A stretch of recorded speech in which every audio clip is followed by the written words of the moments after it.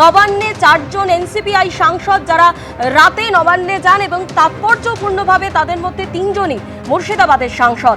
আমাদের সঙ্গে রয়েছেন আমাদের প্রতিনিধি শিবাশিস মৌলিক। শিবাশিস, একদিকে মুখ্যমন্ত্রী শুভেন্দু অধিকারীর আজকে মুর্শিদাবাদে কর্মসূচি এবং তারই মধ্যে গতকালই মুর্শিদাবাদেরই 3 জন সাংসদ যারা নবান্নে আসেন এবং তারা বেশ কিছুক্ষণ নবান্নে ছিলেন। দেখো, শুরুতেই তোমায় বলে রাখি যে নবান্নে অর্থাৎ রাজ্য সচিবালয়ে কালকে গিয়েছিলেন এনসিপিআইতে যোগদান করা তৃণমূল কংগ্রেসের প্রতীকে জিতে আসা 4 সাংসদ। তাদের মধ্যে শতাব্দী রায় যেমন ছিলেন বীরভূমের সাংসদ, অন্যদিকে আরো 3 জন যারা বর্তমানে এনসিপিআই এর সাথে মিশে গিয়েছেন তৃণমূল কংগ্রেস থেকে জয়ী হওয়া সাংসদ, তাদের 3 জনই কিন্তু মুর্শিদাবাদের।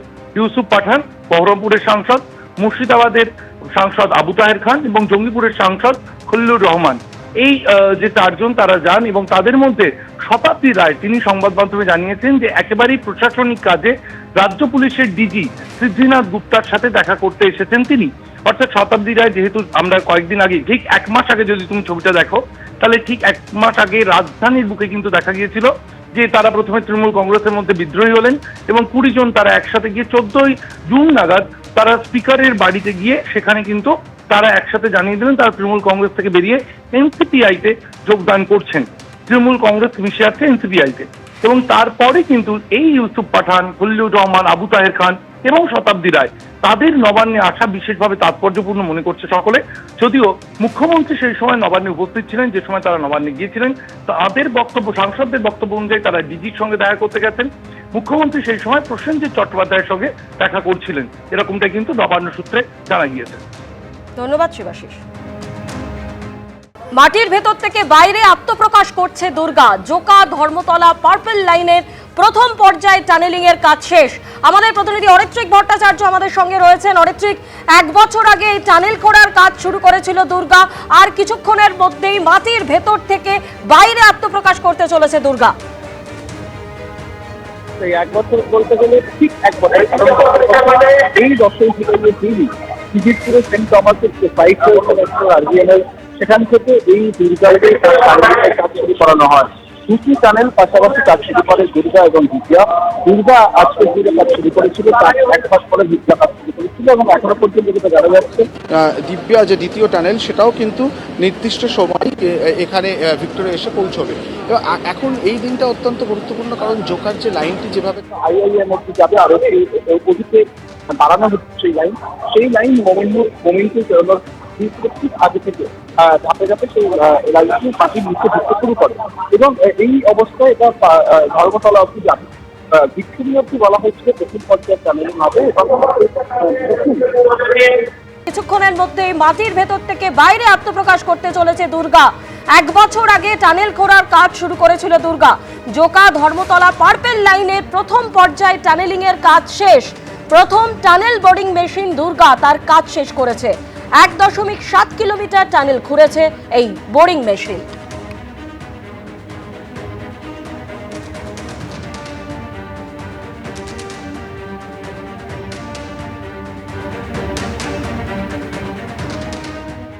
সকাল থেকে বৃষ্টি, স্ট্যান্ড রোডে ভেঙে পড়ল গাছ।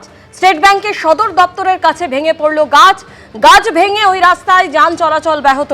এই মুহূর্তে আপনারা দেখতে পাচ্ছেন সেখানে গাছ সরানোর কাজ চলছে। সরাসরি আমাদের প্রতিনিধি সন্দীপ সরকার আমাদের সঙ্গে রয়েছেন।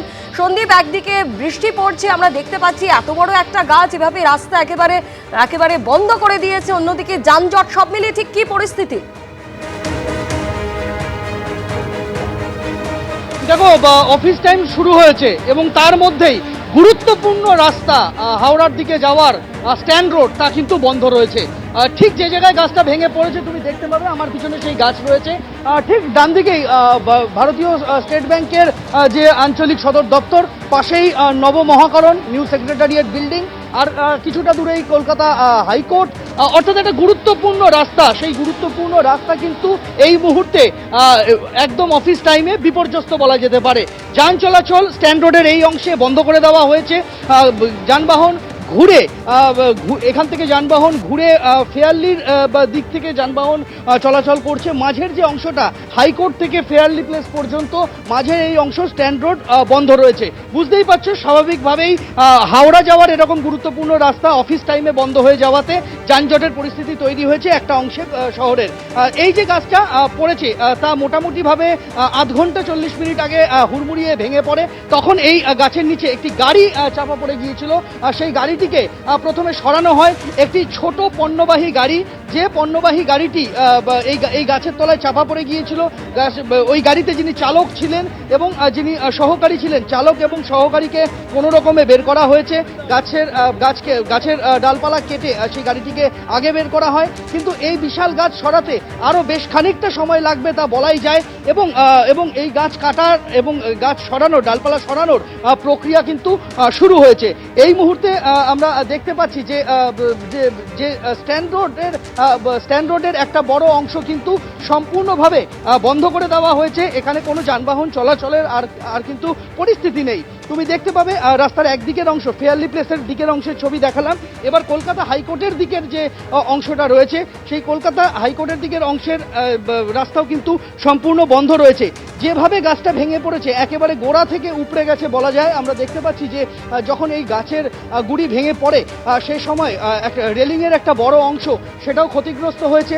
রেলিংয়ের একটা বড় অংশ সহ এই গাছ কিন্তু ভেঙে পড়েছে এবং শুধু রেলিং উপড়ে যাওয়াই নয়, তার পাশাপাশি একটি বিদ্যুতের খুঁটি, লাইট পোস্ট, সেটাও কিন্তু বিপজ্জনকভাবে হেলে রয়েছে। ফলে শুধু গাছ সরানো নয়, যতক্ষণ না পর্যন্ত এখান থেকে এই লাইট পোস্টটি সেটিকেও আলাদাভাবে সিএসসির লোকজন এসে তাকেও একটা নিরাপদ জায়গায় সরাচ্ছেন, ততক্ষণ পর্যন্ত কিন্তু স্ট্যান্ড রোডের যান চলাচল বিঘ্নিত হবে সেটা বলার অপেক্ষা থাকে না। আধ ঘন্টা 40 মিনিট হয়ে গেল স্ট্যান্ড রোডে যান চলাচলকে এই অংশে বন্ধ রাখা হয়েছে। যানবাহন ঘুরে অন্য রাস্তা দিয়ে, বিকল্প রাস্তা দিয়ে ফেয়ারলি প্লেসের সামনে দিয়ে সেখান দিয়ে আবার স্ট্যান্ড রোডে উঠছে এবং মাঝের এই অংশটা সম্পূর্ণভাবে বন্ধ রয়েছে। এবং আমরা দেখতে পাচ্ছি যে এখানে কলকাতা পুলিশের বিপর্যয় মোকাবিলা বাহিনী তারা কাজ করছেন। বিপর্যয় মোকাবিলা বাহিনীর সদস্যদের সঙ্গে হাত লাগিয়েছেন স্থানীয় মানুষজনই প্রথম এই গাছের নিচে যে গাড়িটি চাপা পড়ে গিয়েছিল তার চালক এবং সহকারীকে বের করে নিয়ে আসেন এবং তারপর থেকে একটা লম্বা সময় এই গাছ সরানোর কাজ চালানো হচ্ছে। সময় সাপেক্ষ বিষয় আমরা দেখতে পাচ্ছি যে গাছের ছোট ছোট অংশ কেটে সেগুলিকে সরিয়ে এখানে পথ তৈরি করা হচ্ছে। কিন্তু শুধু গাছ নয়, যেটা বললাম যে বিদ্যুৎবাহী খুঁটিও বিপজ্জনকভাবে হেলে রয়েছে। এই গাছের সঙ্গে লেগে থাকা তার সহ যখন গাছটি পড়ে যায় তখন বিদ্যুৎবাহী খুঁটিও কিন্তু ক্ষতিগ্রস্ত হয়েছে। ফলে সেই বিদ্যুৎবাহী খুঁটিকেও সরাতে হবে, না হলে যান চলাচল দুমুখে যান চলাচল করানো সম্ভব হবে না, এমনটাই কিন্তু মনে করা হচ্ছে। বাড়তি কর্মী লাগানো হয়েছে কলকাতা পুরসভার যারা কর্মীরা রয়েছেন, কলকাতা পুরসভার কর্মীদেরও এখানে কাজে লাগানো হয়েছে। আমি আরেকবার এখান থেকে ফেয়ারলি প্লেসের দিকের অংশের ছবিটা দেখাবো। এই যেদিকে ছবি দেখছো এটা হচ্ছে কলকাতা হাইকোর্ট প্রান্ত, অন্য যে প্রান্তটা রয়েছে ফেয়ারলি প্লেসের দিকে সেখানেও কিন্তু একই রকম ভাবে যান চলাচলকে বন্ধ রাখা হয়েছে। এর ঠিক পাশেই নবমহাকরণ অফিস টাইম শুরু হওয়ার মুখে, ফলে স্বাভাবিকভাবেই এখানে এই মুহূর্তে যান চলাচলের ব্যাপক প্রভাব পড়েছে। বেশ খানিকটা দূর থেকে অফিস যাত্রীদের পায়ে হেঁটে আসতে হচ্ছে এই অংশে, কেননা এখানে যানবাহন চলাচল করার মতো উপযুক্ত পরিস্থিতি আর নেই। এখানে কলকাতা পুলিশের টিম তারা কাজ করছে, বিপর্যয় মোকাবিলা বাহিনী। যেখান থেকে গাছের গুড়ি উপড়ে গিয়েছে আমি সেই অংশের ছবিটা একবার দেখাবো।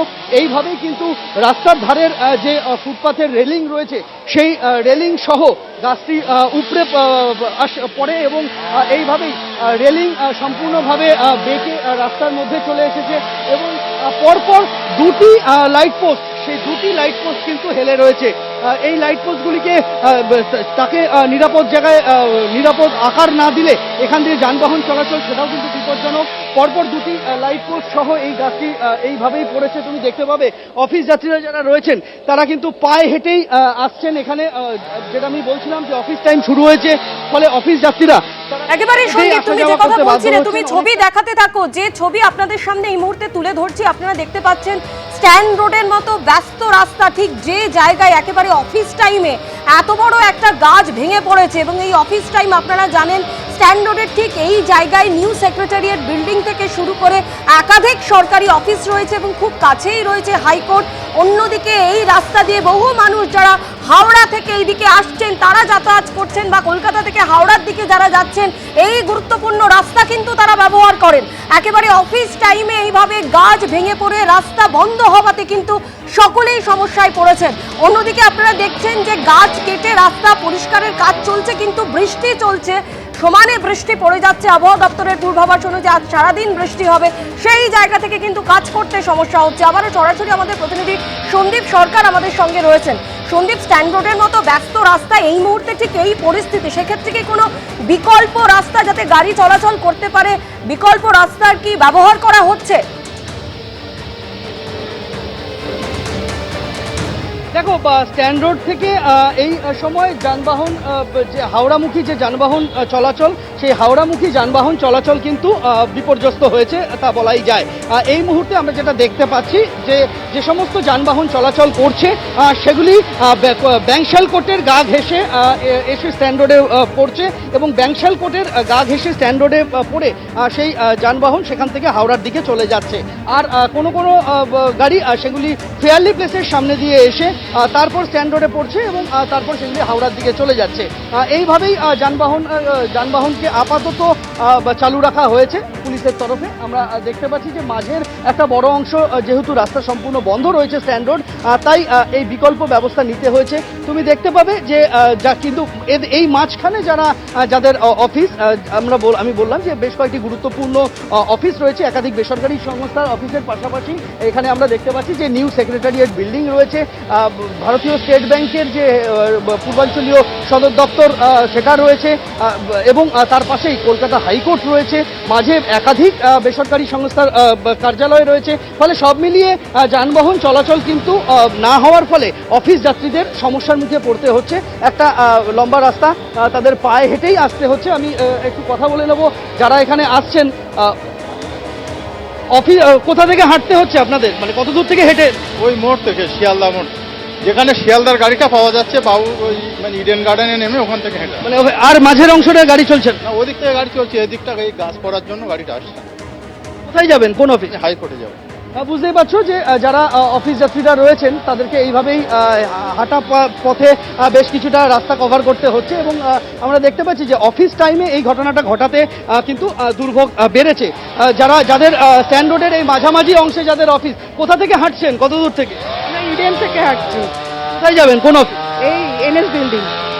মাঝের অংশটা কি কোনো বাস চলতে দিচ্ছেন? না, ওই জায়গাটা আটকে দিয়েছে। বুঝতেই পারছো অফিস টাইমে এই ঘটনা, ফলে স্বাভাবিকভাবেই সমস্যা বেড়েছে, বই কমেনি। কিন্তু যে বিশালাকার গাছ পড়েছে তাতে আরও কিছুটা সময় লাগবে এই গাছ সরাতে, তা ভালো রকমভাবেই বোঝা যাচ্ছে। মাঝের অংশের যান চলাচল আপাতত বন্ধ রয়েছে। যতক্ষণ না গাছ পুরো সরছে, যতক্ষণ না বিদ্যুতের খুঁটিগুলিকে সোজা করা যাচ্ছে, ততক্ষণ কিন্তু যানবাহন চালানো যথেষ্ট ঝুঁকিপূর্ণ। সেই কারণেই এই মুহূর্তে যানবাহন চলাচল বন্ধ রাখা হয়েছে। যে গাড়িটি চাপা পড়ে গিয়েছিল গাছের নিচে, সেই গাড়িটিকে সরিয়ে দেওয়া হয়েছে। আলিপুর আবহাওয়া দপ্তরের পূর্বাভাস রয়েছে ভারী বৃষ্টি চলবে আগামী সোমবার পর্যন্ত। দক্ষিণবঙ্গের জেলাগুলির ক্ষেত্রে হলুদ সতর্কতার কথা বলা হয়েছে। দক্ষিণবঙ্গের যতগুলি জেলা রয়েছে, পূর্ব মেদিনীপুর, পশ্চিম মেদিনীপুর, পূর্ব বর্ধমান, হাওড়া, হুগলি, উত্তর এবং দক্ষিণ 24 পরগনা, সব জায়গাতেই কিন্তু ভারী বৃষ্টির সতর্কতার কথা বলা হয়েছে। বৃষ্টি আগামী সোমবার পর্যন্ত চলবে। হলুদ সতর্কতা বলা হয়েছে দক্ষিণবঙ্গের জন্য, এবং উপকূলবর্তী যে জেলাগুলি রয়েছে সেই উপকূলবর্তী জেলাগুলিতে কিন্তু বলা হয়েছে 50 থেকে 60 কিলোমিটার বেগে ঝোড়ো হাওয়া বইবে, তাই মৎস্যজীবীদের সমুদ্রে যেতে নিষেধ করা হয়েছে। ফলে সব মিলিয়ে বলা যেতে পারে দক্ষিণবঙ্গের এই এহেন পরিস্থিতি, তাতে দুর্যোগের আশঙ্কা থাকছে, দুর্যোগের মেঘ থাকছে। উত্তরবঙ্গের ক্ষেত্রেও কিন্তু একই রকমভাবে কমলা সতর্কতা জারি করা হয়েছে। উত্তরবঙ্গে আরও বেশি বৃষ্টি হবে এমনটাই পূর্বাভাস দিয়েছে আলিপুর আবহাওয়া দপ্তর। তার মধ্যে আলিপুর দুয়ারের কথা আলাদা করে বলা হয়েছে, সেখানে বৃষ্টিপাতের পরিমাণ অতি ভারী হতে পারে।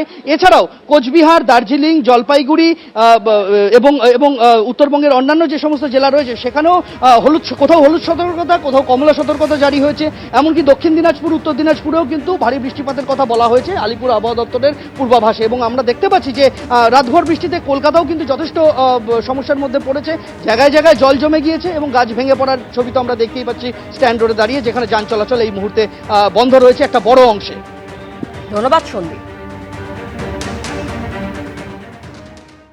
এবিপি আনন্দ, এগিয়ে থাকে, এগিয়ে রাখে।